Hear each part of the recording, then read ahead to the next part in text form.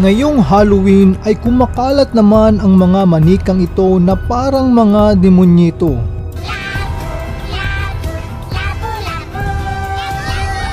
Ang tawag sa kanila ay Labubu Monsters.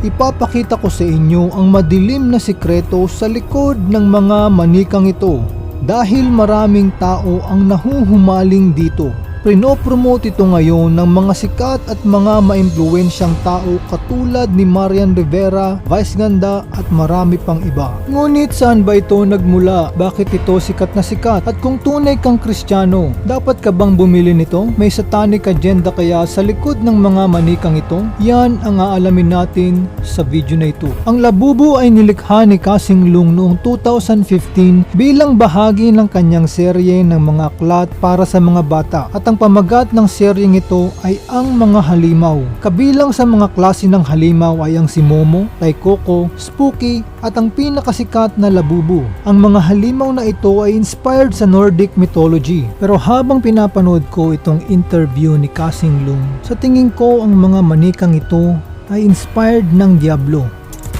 我最喜歡就係 Labubu si Momo Ito yung Labubu at ito naman yung si Momo. Parang yung si Momo yung Diablo at yung mga Labubu naman ay yung mga demonyo dahil ang si Momo ang leader ng mga Labubu. Ang si Momo ay may buntot at ang Labubu naman ay walang buntot. Ngayon pagmasdan naman ninyo yung hawak-hawak niyang si Momo dahil ipapakita ko sa inyo na yan ang leader ng mga demonyo. Pupunta tayo sa Instagram ni Kasing Lung at makikita ninyo ito.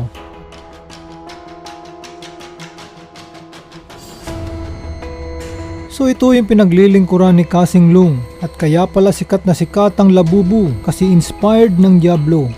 好留意我入邊我背後我帶出嚟嘅信息，我唔希望係我淨係睇完你嘅嘢即係買完你嘅嘢。 Dito makikita ninyo na lumapit yung Diablo kay Kasing Lung. Pagkatapos itinaas ni Kasing Lung ang Diablo. At dito na lumabas ang mga demonyo. Dito na nagsimula ang paglilingkod ni Kasing Lung sa Diablo. At ito ang ating katibayan.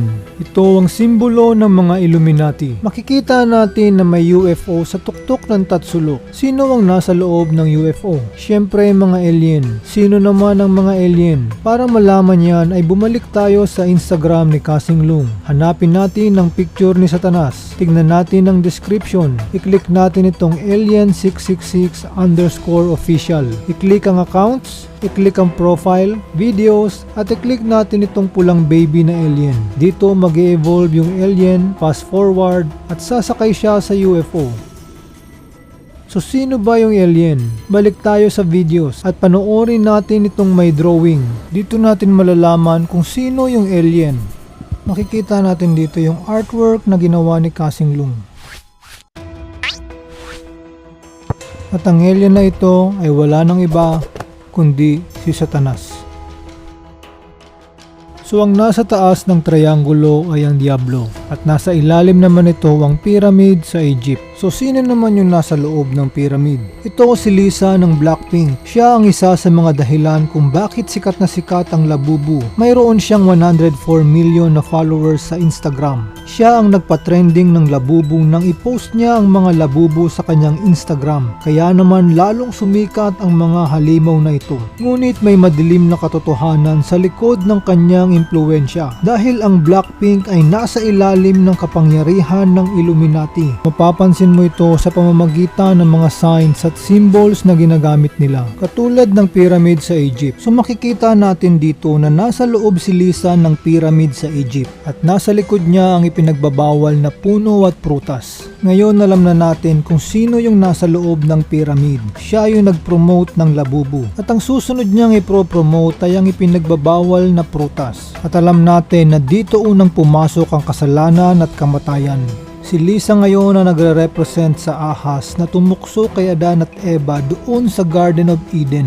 Ngayon panoorin ninyo kung paano niya tuksuhin ng mga tao na bumili ng Labubu.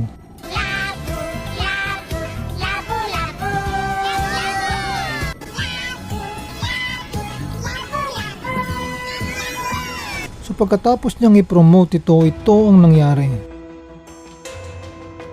kumagat ng mga tao sa mansanas. Ang pinaka-target talaga ni Satanas dito ay yung mga bata.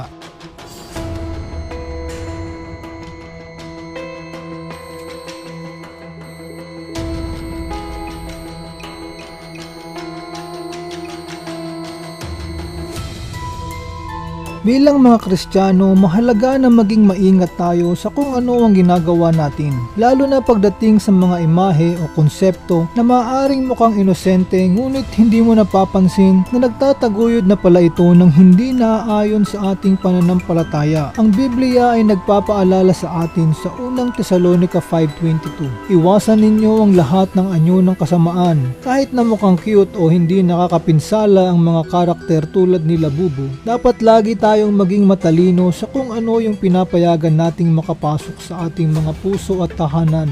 Hanapin natin ang mga bagay na lumuluwalhati sa Diyos at nagpapasigla sa ating espiritu kaysa yakapin ang mga bagay na nagtutulak sa atin patungo sa mga makawandong bagay.